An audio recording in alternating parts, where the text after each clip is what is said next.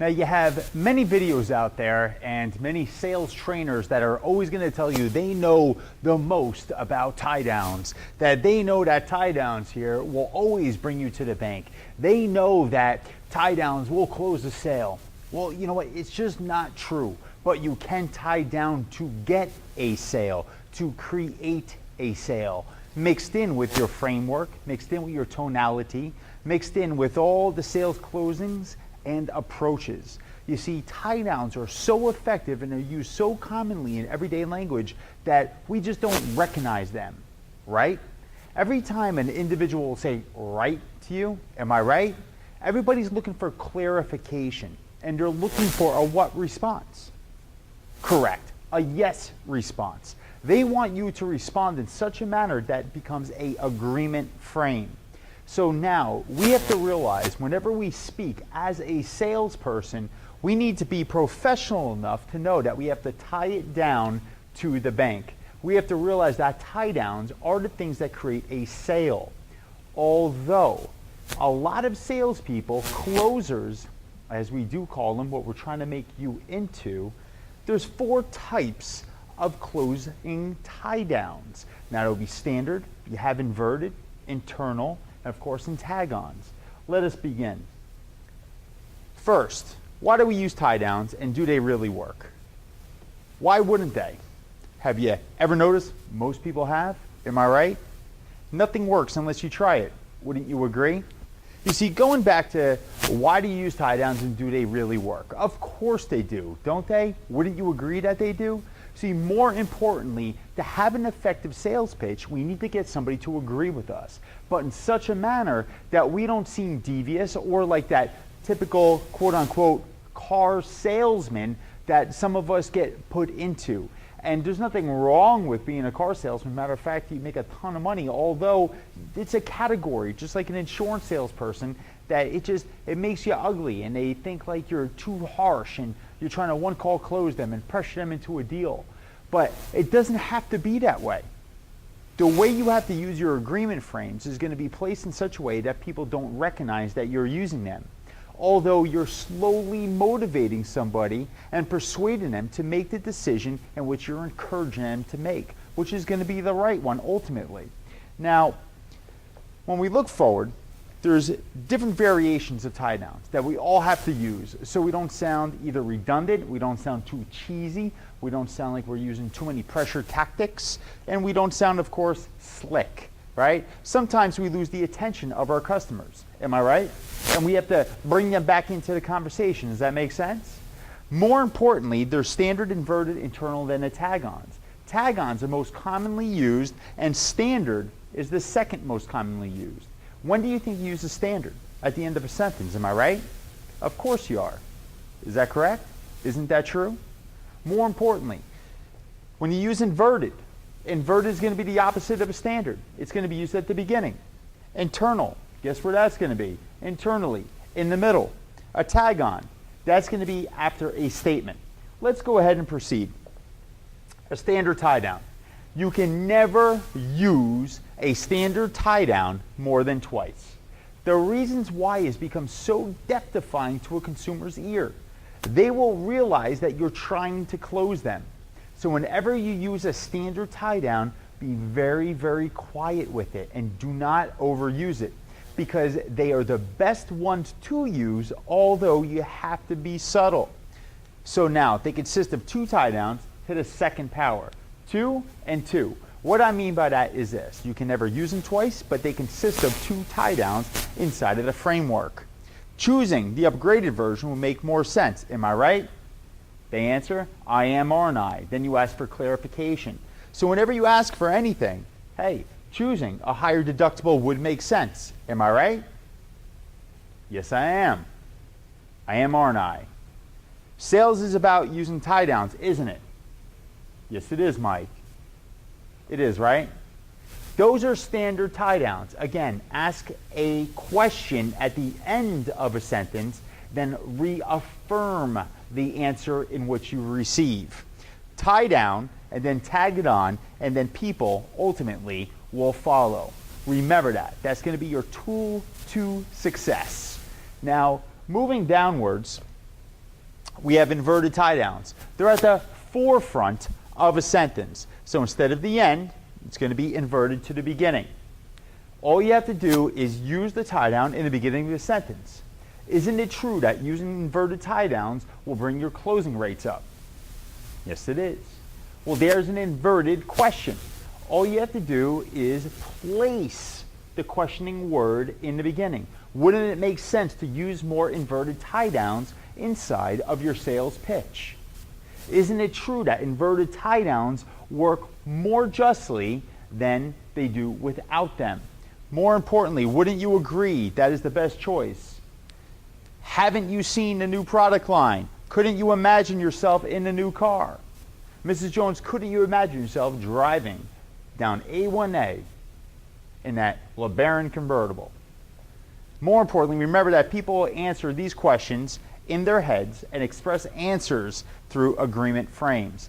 They will say, yeah, of course, yeah, that makes sense. Yeah, I understand that. People usually say yes to things that they aren't used to or that they really don't know because it's an agreement frame. If you're saying something, they feel obligated to say yes. Inverted, in the beginning. Wouldn't you agree that the best choice is X, Y, Z? Wouldn't you agree that a copay going to the doctor would be better than a $50 doctor visit? Mrs. Jones, more importantly, does that make sense? It does, doesn't it? Isn't it true that it would make more sense to use the product than to not have it at all? You can use inverted tie downs after a regular statement, in between, or at the forefront. Now, moving on, we have internal. In the middle of a sentence, middle of the sentence. Now, internal, just remember that the tag on is always going to be used in the middle. So that would be haven't she, haven't they, isn't it true, wouldn't, couldn't, shouldn't, haven't. When you go to the doctors, couldn't you see yourself using this benefit? After something happens, isn't that when we all wish we made the right decision? Just remember that we have to place everything right in the middle. Mrs. Jones, when you go to the doctor and you have a $35 copay, wouldn't it make more sense than you finish the sentence? Mrs. Jones, when you purchase this car, couldn't you see yourself driving down A1A? Finish the sentence and statement and close and close. Remember, internal won't be used as much as a inverted and or a standard, but it will be used simplistically to probe a close. Just remember, when you use internal tie downs, you have to finish the sentence structure in such a way that it requires the yes response, and then you tag it on. Always tag the sentence on with another tie down. When you use tie downs, wouldn't it make sense to use internal incorporated with standard tie downs? When you pitch your clients, couldn't you see yourself using more internal tie downs within the framework of your conversation? And that's exactly how you're going to use internal tie downs. More importantly, tag-ons, my favorite. What's your favorite color? Red? It is, right? Whenever you ask a question and somebody responds to you, you say, it is, right? More importantly, that makes sense, doesn't it? Whenever you get that answer, you have to figure out the correct words to use in order to get an agreement frame. So tag-ons are added to reflect commitment. Most people would agree that this is the best choice in your area. You agree with that, right? Tie down should be common sales practice for all levels of closers. Do you use tie downs? You do, right? A statement, then a question. All you're doing is tagging it on. Mrs. Jones, you want copays within your program. Isn't that right? Yes, it is, isn't it? Standard, then a tag on. All a tag on is getting an agreement frame, getting an answer, and then tying them down again. Just remember, you're going to tag on all of your tie downs to be the more efficient and more productive closer. Ask a question. Are copays important to you? They are, aren't they? Mrs. Jones, would you rather leather or would you rather cloth material? Leather. You would, right? Excellent. Always tag something on. Mrs. Jones, would you rather go look at The $500,000 house or the $600,000 house? You would, correct? Always require an answer. As soon as you get the answer of a yes, tag it on and say, I'm correct, right? That makes sense, doesn't it? You do, right? Haven't you? Hasn't she? Just remember those things. Confirm statements. Is red your favorite color? Yes, it is, Mike. It is, isn't it? More importantly, tag-ons are very simple and very effective. Now, here's some of the different types of framework that you can use. Haven't you, hasn't it, aren't you, couldn't it, shouldn't it, wouldn't it? Makes sense, doesn't it? Makes sense, right? Right, Mr. Jones? Didn't it? Shouldn't? Wasn't it? Isn't that right? Doesn't it? Can't you? Won't you? Won't they? Won't she? Won't he? It, they, he, she, we, you, right. Remember, all these things right here, they're all different endings to haven't you. Hasn't it? Haven't they? Haven't we? Haven't you? Hasn't it? Hasn't they? Just remember, these are all going to be interconnected. There's so many different forms. You have to become more knowledgeable in the way you say things, more educated inside tie downs because they're a framework to get you to probe for a close. Now, if the customer says it must be true, and each time your client says something helpful to your sale, if you tie it down, you're going to get a complete minor agreement. Don't you? Won't you? Shouldn't you? Remember that we have to always ask for an agreement frame. Through the use of tie downs, you can advance the sale to the point where the customer will be ready to make the final yes. But tie downs alone will not always do it. Next time, we'll talk about some alternative methods for moving towards the close. I'm going to talk you through some different kinds of methods of the close in our next module. Although I want you to get tie downs down, no pun intended. But you have to learn haven't you, shouldn't you, couldn't you, haven't they, hasn't she, couldn't they, couldn't it.